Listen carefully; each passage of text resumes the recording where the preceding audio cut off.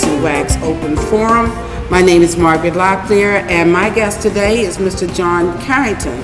You're also involved with the production of the Great Blacks in Wax series. Oh, that is really exciting. I get a chance to visit the museum and look at the various figures and read their histories, and then act as a narrator for a televised series about each of the characters.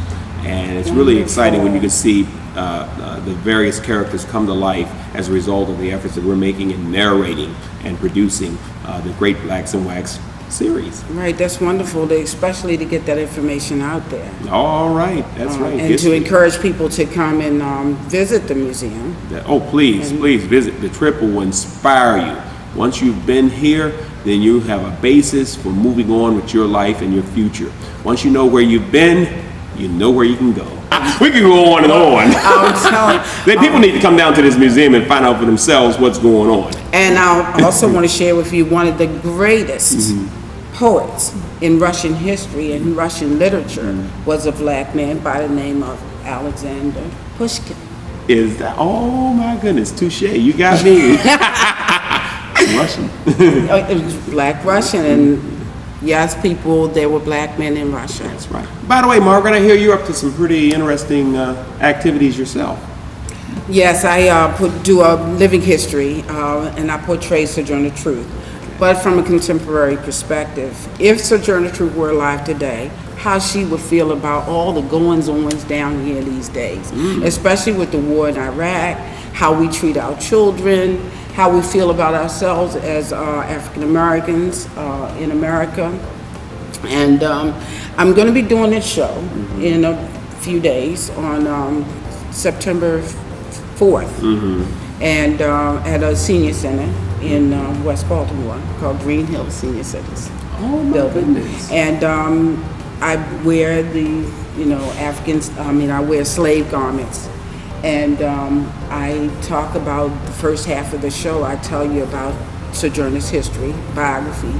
And then in the second half, I call what is my text for today, which Sojourner was a self-ordained minister, and she went around and preached about the atrocities against blacks and women during the slave period. And child, did you get any rest? I said, yes. She said, well, the bed ain't been sleeping. I said, oh, missus, whoever heard of such a thing? I stayed with them for a while. Life got to getting good. Got so good I forgot my promise to God about being good. Well, I've been with them for about 2-3 years when one of my old masters come by and wanted to see if I wanted to go see my family, seeing they was getting old. So, just as I goes out to get into the wagon, a feeling come over me. It got the burning all through me and around me. And so I turned around and I went back in the house and I sit down on the bed. And the feeling got to burning so that, and then I see something standing in front of me. I go, is that you, Kato? But the feeling was so that, and then I got cool. And then I see something standing twixt me and God. I knew this to be Jesus. Then children, such a rush of love come over me, such as I had never known. And I mean, and the sky was just clear and blue, and the birds sang like crystal. And I knew that this was God. Well, after a while,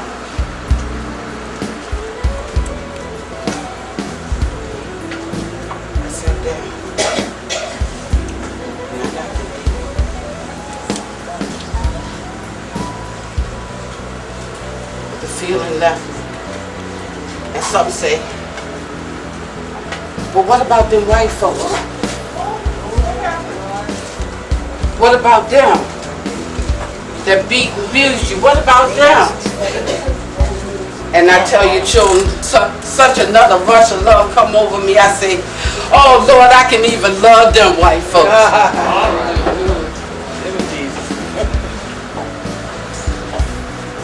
Well, after a time, got to missing my whole family, so I guess this was around 1827 when the slaves was freed. So I thought I'd go up to the old missus' house and get my boy Peter back and my little girl. Well, when I get there, they tell me that the missus had taken my boy and given it to her daughter who had moved south and got married.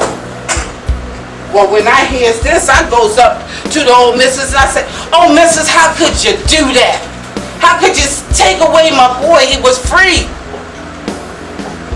She looked at me, she said, what you fretting about that for? You got more of them little nappy head things and you know what to do with that. Well, children, when I hear her talk to me like that, I stand up tall. I said, oh, missus, that's all right. Because I'll get my boy back, you'll see. She said, how you going to do it? You ain't got no money. I said, no, missus. I ain't got no money. God did. So after a while, I talks to a few people, and they tells me that I need to talk to the grand jury.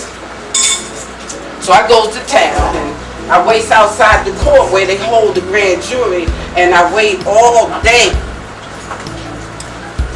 And then they started coming out, and I walked up to the grandest jury I see. And I tells him my story. And children, I tell you, he was full with questions. And then he say, well, if you can get $10, I'll get your boy back. But you'll not work. It would take me forever to get that kind of money. So he says, points to a house down yonder. And he said, you go down there and you tell them your story, and I guarantee you they'll give you the money. So as I did, believing in my heart that Lord would take me to the right place. Well, children, after I tell them my story, they gives me $20. I beg to flip on back up to that old grand jury, and I give him the whole 20, because I know that if I give him 10 and he say he get my boy back, 20 would get him back for sure. Well, it took some time, because the missus and her master had beaten my boy so bad, he was telling people that I wasn't even his man. But I do give him back. When I gets him home and takes off his clothes, I see the hard lumps and scars on his back where that master and missus had been beating my boy. And I asked the Lord to render her a trouble deep, not realizing that I was talking to the Lord. Well, after a time, I decided to go visit the old missus. Well, when I gets there, I understand she gets some kind of like a telegram. And the telegram say that her daughter's husband had murdered her, stomped her to death. I said, oh Lord, you took me up too quick. I didn't mean all of that. And I heard the missus holler such as I'd never heard her holler before. It pierced into my heart. So I goes in and I tell to the missus. She cried all night, and then she died right there in my arms. After that, I got a calling to go out and preach and teach to my people and talk about all the troubles against my people. And that's when I decided to change my name. Now, those of you who knows me, knows I never could hold my tongue when things weren't right. And I tell you, children, You all done took the world the Lord done give you and turn it into such a mess. I just don't rightly know where to begin. But I tell you, do begin with the Lord first, children. You got to make him first in your life, and I promise you, things do get better. That's the truth. Now, when I was down here before, I wasn't allowed to learn to read or write. But in glory, the spirit is free. And I learned all those things that I was supposed to tell you when I come back. Well, first of all, children, the Lord then give you more gifts and treasures than you could ever find in a hole in the ground, children. More than you can even ever hope for. And the first gift is the ability to think for yourself. And I consider that a blessing. Just imagine, children, you can think for yourself. And then within each and every one of us is the ability to love and show compassion for another life, no matter what that life might be. That's why we's called human. Not H-U-E as in the color of our skin, but H-E-W. The Lord gives you the ability to shape and mold and create, like he said. That's what he did when he commenced to making us. And then he put those things in him into us. And then the Lord sit back and see what you would do with them. But he sees that after a time, you didn't know what to do. So he sent messengers, me being one of them. And it seemed like you all still don't be listening. So the Lord said, well, he come himself through his son Jesus. Amen. Jesus, who was made from God and a woman, and man still think he got something to do with it. And then Jesus see that the devil making all kinds of troubles for you children, and he tried to show you. But you all seem to be just following the devil like he the Pied Piper.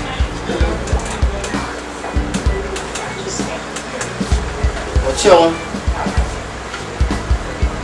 I've known hatred. And I tell you, it's not one of my favorite feelings. In fact, I view hatred like a cancer. All consuming and terminal. And unless something comes along to render it into remission, you all gonna die. But the hate that fell on America, that fateful day, children, stabbed me in the heart. It was a glorious day too that day. It was so beautiful and the sky was clear. And I said, Lord, who down there so filled with hate that they could even conceive of such a fiendish act with no remorse or compassion before the deed? Well, children, they call this a holy war. Well, there's certainly nothing holy about this thing. They say it's an act against civilization. They right, because there's certainly nothing civil happening here. Now they say the devil be after the seed, after the soul, when it's really the seed that he's after.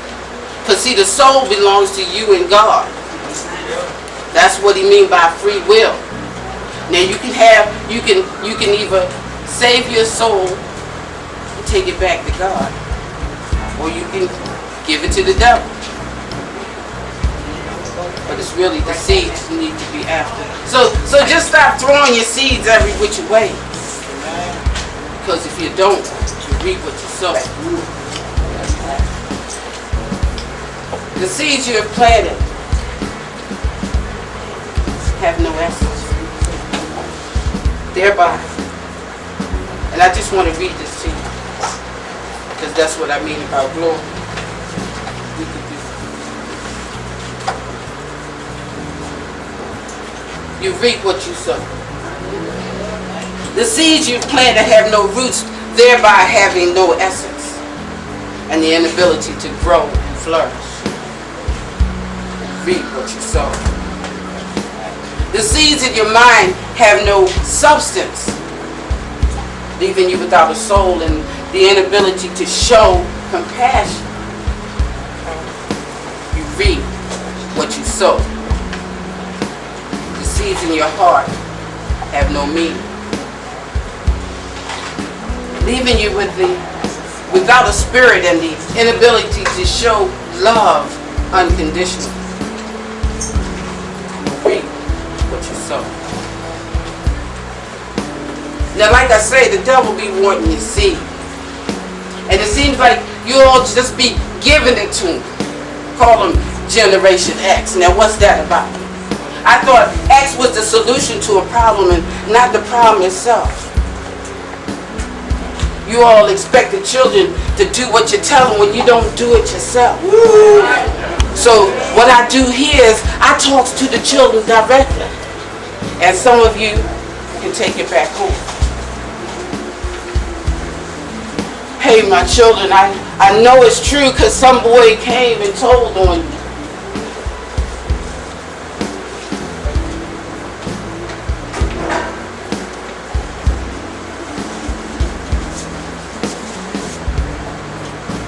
And you can't go around committing crimes because you can't stand doing the time shucking and jiving and copping pleas, hemming and hawing and biting cheese because the men in prison love sweet young boys.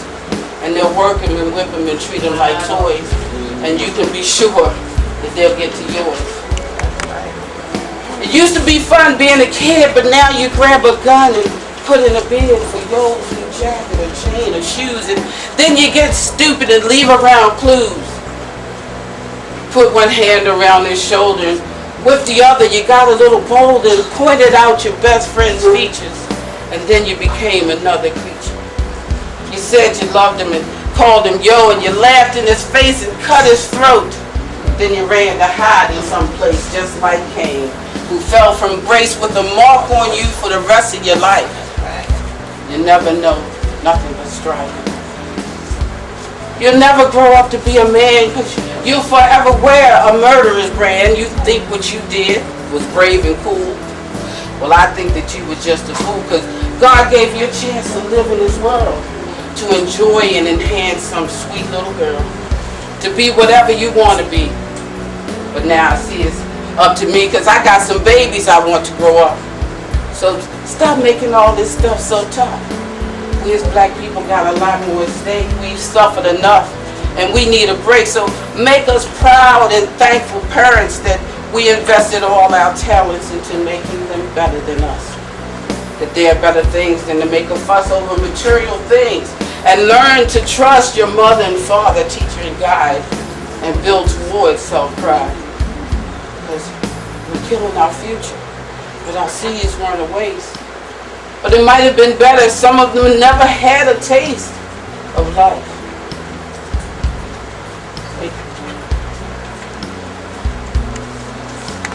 I'm going to share this a little bit with you. Because I ain't blaming the children for what they is. Children like a sponge. They soak up whatever you teach them. But y'all's too quick to tell them what they ain't instead of what they is. Say they scared of their own babies. Allow society to raise them up. I didn't get to raise most of my children because they belong to the mass. But these is your babies. Don't give them to the mass. Let them know that they're our gifts, our promise of the future.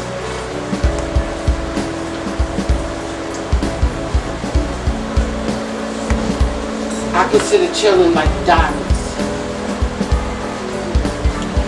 And like a diamond, a child is a precious stone.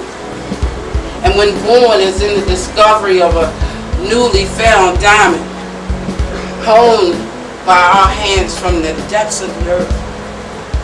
Each one is different and more unique as the next.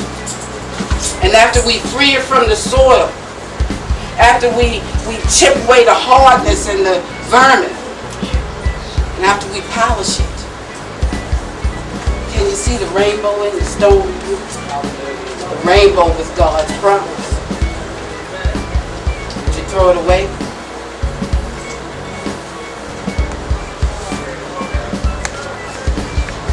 Well, even though I'm just a woman,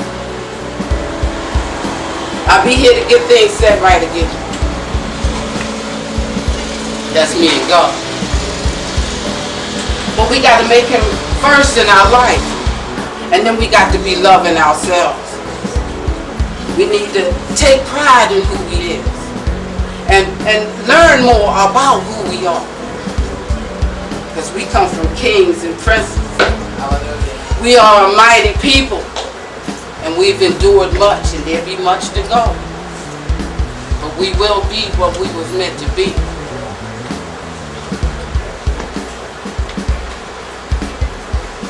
Well, I believe you all for listening too.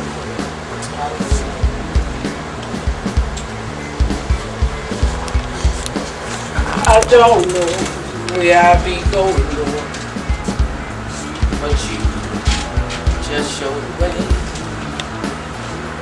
I'll never say a discouraging word. Just take my hand. Guide me to a better place.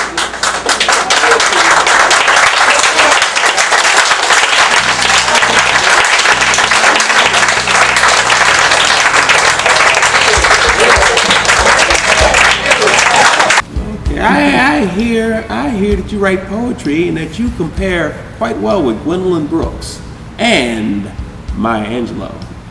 Thanks. And I'm a little modest about it, but yes, I have been equated with those ladies. And I'm overwhelmed by the fact that I've been deemed the mother of poetry between the Baltimore, Washington area. And I just talk what comes from the heart and what I feel about myself as a woman in America, as a black woman in America, and as an American. And people are usually inspired by my poetry. I'm just really humbled by it. I don't really like to talk about it too much. Well, you tell them the truth, though, don't you? Oh, that's, it's funny, when I was married years ago, my husband had named me Seeker of the Truth in Arabic. I can't even remember what the word was, but it's always been my passion to know the truth of who I am and what we are. I mean, when I was in elementary school, for example, the only reference to black people was a paragraph that said Abraham Lincoln emancipated the slaves in 1865. And I'm like, what were slaves? I mean, it may sound ignorant to most of you, but I didn't understand or have a concept of what a slave was. And by us being segregated in the 50s and 60s, I also didn't have a lot of exposure to racism and the prejudices that we, have endured over the time. So I decided that I would, read myself to find out what it was and who slaves were. And my first reference was with what they put out back then, these paperback books on the Mandingo series. And the Mandingo series talked about mainly the breeding of blacks and how they would take a brother like you, nice and strong, right, and would breed them with a woman like myself, and I was like not just appalled by it, but just overwhelmed by the concept that would happen in America. And then also we weren't allowed to understand or be taught black history. There was no black history for us until I was 16 years old and in high school. And if anybody in the audience remember, I don't remember what year it was, but there was a teacher at Edmondson High School that was fired for teaching black history. So in protest, teachers all over the city locked up their classrooms and introduced us to black history.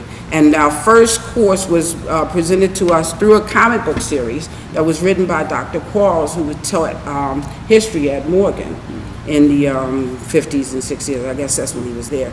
And I can't remember, but if any of you in the audience have a copy, There were classic, it was called Black Classics, and that's how I learned about Alexander Dumas and about the individual, Thomas, I believe it was, who developed the traffic signal, and Benjamin Banneker, who designed DC, the blueprint of Washington, DC. And so all these things we were taught, and then after that I was just hungry and thirsty for it. And so now I myself have taken that information and I put it back to the community through my poetry. Beautiful. And through my living history. But I didn't mean for this to turn out to be you hosting It's me, worthwhile but because yes. you're making a contribution, and I hope that everybody makes a contribution to society. Just don't pass through this world and not make a ripple. I mean, do something that's going to help others. Leave a word of encouragement. Exactly. How can you? I mean, I'm inspired by people like Miss Verna Day.